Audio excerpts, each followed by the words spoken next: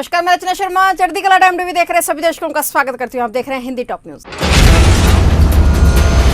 Party के 41वें स्थापना दिवस के अवसर पर प्रधानमंत्री नरेंद्र मोदी ने आज बीजेपी के कार्यकर्ताओं को संबोधित किया। पीएम मोदी ने कहा कि ऐसी पार्टियों ने नकली सेकुलरिज्म का नकाब पहना हुआ था, वो उतर गया है। यहाँ सेकुलरिज्म का मतलब कुछ लोगों के लिए योजनाएं, वोट बैंक के लिए नीतियां बना दिया गया है। जो हर किसी के लिए नीति बना रहा है उसे विरोधी कम्युनिकल कहते हैं। और पीएम मोदी ने यह भी कहा कि आजकल गलत नैरेटिव खड़े किए जा रहे हैं। सीए, कृषि कानून और लेबर लॉ को लेकर लोगों को बरगलाया जा रहा है। इसके पीछे सोची समझी साजिश है और राजनीतिक अस्थिरता पैदा करना लक्ष्य है। देश की राजधानी दिल्ली में कोरोना वायरस के कारण फैल रहा संक्रमण बेकाबू हो गया है। इसे देखते हुए दिल्ली की अरविंद केजरीवाल सरकार ने सख्ती दिखानी शुरू कर दी है। दिल्ली सरकार ने देश की राजधानी में तत्काल प्रभाव से रात 10 बजे से सुबह 5 बजे तक के लिए नाइट कर्फ्यू लगाने का ऐलान किया है। यह 30 अप्रैल तक प्रभावी रहेगा। इस दौरान किसी भी तरह की गतिविधि प्रतिबंधित रहेगी। साथ ही आवाजाही पर भी पाबंदी रहेगी। हालांकि इस दौरान जरूरी सेवाओं से जुड़े लोगों को राहत दी जाएगी। दिल्ली सरकार ने 33 सरकारी अस्पतालों में 24 घंटे वैक्सीन लगाने के आदेश जारी कर दिए हैं। दिल्ली सरकार का दावा है कि फिलहाल दिल्ली में वैक्सीन की कोई कमी नहीं है। साथ ही दिल्ली सरकार ने केंद्र से यह अपील की है कि जल्दी सभी आयु वर्ग के लोगों को वैक्सीन लगाने की अनुमति दे देनी चाहिए ताकि कोरोना के बढ़ते संक्रमण को फैलने से रोका जा सके।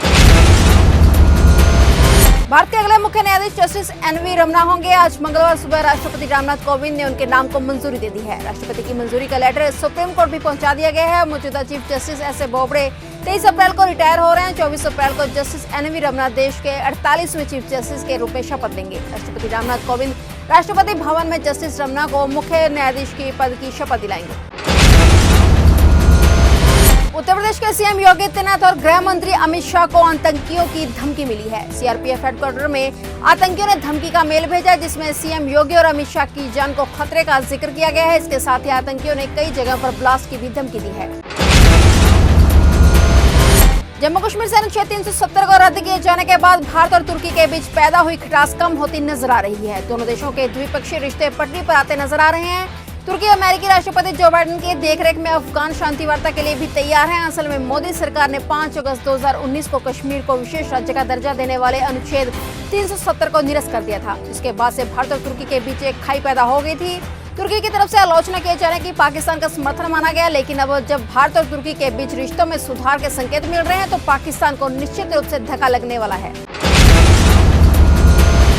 पश्चिम बंगाल में मंगलवार को तीसरे चरण का मतदान हो रहा है। राज्य में अलग अलग इलाकों से हिंसा की खबरें आ रही हैं। साथ ही ईवीएम में गड़बड़ी का भी आरोप है।